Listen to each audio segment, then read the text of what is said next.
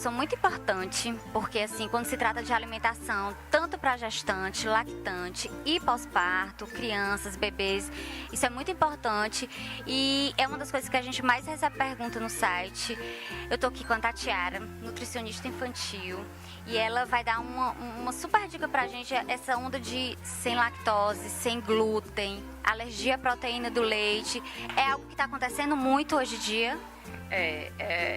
Algo que estão surgindo vários diagnósticos e também paralelo a isso surgiu o diagnóstico da alergia alimentar e a moda fit. Então você não sabe se é o sem glúten, sem lactose por necessidade ou sem glúten ou sem lactose por querer emagrecer, por, digamos que, modismo. Então, no caso aqui hoje, o tema é alergia alimentar. O tema são dietas de restrições por necessidade, quando você não pode tem alergia à proteína do leite de vaca e também quando a mãe está grávida e ela tem um filho que tem alergia à proteína do leite de vaca. Aí cai aquela pergunta, eu tiro ou não, já desde a minha gestação, para evitar que o meu segundo bebê possa ter? Não é indicado fazer isso. Aí quando o bebê nasce, o que é que você faz? Ela faz a dieta de exclusão dos alérgenos, principalmente do leite de vaca, e ela amamenta tranquilo. Após isso, a criança passa a consumir os alimentos indicados, porque assim, o que é que dizem? Exclui alimento tal da alimentação da criança, e o propósito da gente também dessa alergia não é excluir, é a gente substituir o alimento certo que ele possa consumir por conta da vida social também, sem falar no valor nutricional. A lactante que tem um bebê, ou até a gente sabe que tem mães que amamentam 1, 2 anos, que é diagnosticado que a criança tem alergia. Ela precisa fazer a dieta, mesmo que o filho já tenha uma outra complementação alimentar, que ela já coma papinha, que ela já tome leite complementar. É assim, existem crianças que reagem ao que a mãe consome, e existem crianças que não reagem, então vai depender da criança. Se a criança reagir, a mãe faz o plano alimentar e continua com a introdução alimentar cautelosa, porque na realidade é alergia alimentar. O primeiro alimento é o leite, porque é o nosso alimento mais alergênico aqui no Brasil. Agora sim, eu tenho um filho alérgico, mas eu como tudo, ele não reage, eu preciso tirar? Não precisa. O nosso parâmetro é a criança. É possível comer bem quem tem alergia? Há algum tempo atrás a gente sabia que isso era muito, né? Era muito isso, assim, as crianças sofriam muito ir no festinha infantil, nada de brigadeiro, nada de bolo. É possível hoje que as crianças aproveitem, as crianças alérgicas aproveitem uma festinha, por exemplo? É possível comer bem. E assim, eu participo de muitos congressos e um último que eu participei foi Nutrologia em Florianópolis.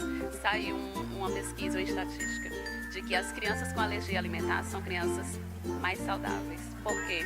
São crianças que estão sem o agrotóxico, porque estão em alimentos orgânicos. São crianças que, teoricamente, a mãe não entra com um chocolate muito cedo, porque a criança pode desenvolver uma alergia. Então, assim, a gente baseia a alimentação toda no natural, no cuscuz, na tapioca, na carnezinha, e a gente não cai naquela tentação de oferecer um refrigerante, porque ele pode ter antes do tempo, de oferecer uma batatinha frita, de oferecer aquelas coisas do mundo que a mãe não faz isso por errar, e sim, às vezes, por amor, porque a gente sabe que é difícil. E a mãe com um filho alérgico, ela não pode pensar disso, não pode, e pronto. Aí, por isso que tem todo esse mundo, mas tem o brigadeiro, tem o bolo de chocolate, tem o salgadinho, tem tudo. E como ele é feito a partir da massa da batata e ele é fritado com um tipo de óleo especial, então se tornam alimentos mais saudáveis. Então eu sou assim, bem sincera em dizer que alimentos de alérgicos, a maioria são mais saudáveis. Ai, que bom. As crianças ficam... exatamente. Eu queria te fazer uma pergunta que muitas das meninas já lactantes, ainda com recém-nascidos, perguntam muito. Que tipos de alimentos dão cólicas nos bebês? E se é real que o que a mãe come realmente influencia na cólica ou não? Pronto, cólica de criança que não tem diagnóstico de alergia alimentar é comum. Cólica acontece geralmente a partir do 15 dias de vida, dura 3 horas, de 6 às 9 e dura 3 meses. Esse é o típico de cólica. Aquelas dores bem importantes. Fora desse horário, aí você já tem que investigar. E a alimentação da mãe influencia, sim. Os alimentos cítricos, os feijões por causa dos gases e principalmente o leite, porque passa via leite materno e é de difícil digestibilidade para a criança. Então, assim, quando a gente tem uma criança bem chorosa por cólica, um dos alimentos que eu peço para tirar no consultório é o leite de vaca e derivados. E a história do chocolate, café, isso também influencia na cólica do bebê? Influencia, assim, o chocolate, assim, cacau não é vilão, mas assim, influencia porque não deixa de ser mais gorduroso, também não é bom. Então, assim, a criança tá com aquela cólica, a gente tira, né? Ou então diminui, né?